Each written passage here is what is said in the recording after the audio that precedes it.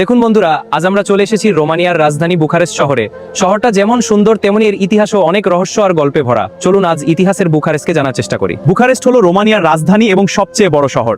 ছোট্ট একটি বস্তি থেকে ধীরে ধীরে এটি পরিণত হয়েছে আধুনিক ইউরোপের এক অসাধারণ নগরীতে। আর প্রাচীন সময় থেকেই বুখারেস্ট অঞ্চলে মানুষের বসতি গড়ে ওঠে।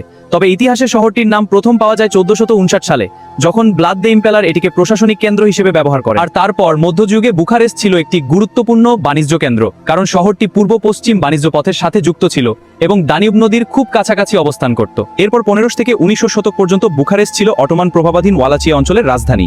যদিও শহরটি সরাসরি অটোমান সাম্রাজ্যের অংশ ছিল না, তবুও তাদের রাজনৈতিক প্রভাব এখানে স্পষ্ট ছিল। আর তারপর এই সময় শহরটি ধীরে ধীরে বড় হতে থাকে। তবে যুদ্ধ, অগ্নিকাণ্ড আর রাজনৈতিক অস্থিরতার কারণে বুখারেস্ট বারবার ক্ষতিগ্রস্ত হয়েছিল। পরবর্তীতে 1900 শতকে বুখারেস্টে আধুনিক ইউরোপীয় সংস্কৃতির প্রভাব বাড়তে শুরু করে। সুন্দর রাস্তা আর রাজকীয় ভবনের কারণে তখন শহরটিকে লিটল প্যারিস বলা হতো। আর তারপর শহরটির আধুনিক উন্নয়নের পেছনে ইউরোপীয় স্থাপত্যের বড় প্রভাব ছিল।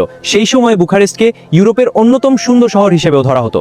বর্তমানে বুখারেস্ট ইতিহাস আর আধুনিকতার এক অসাধারণ মিশ্রণ। এখানে পুরনো ইতিহাস আর আধুনিক শহরে জীবনের সৌন্দর্য একসাথে দেখা যায়। আর ভিডিওটি ভালো লাগলে অবশ্যই লাইক এন্ড শেয়ার করে দিবেন।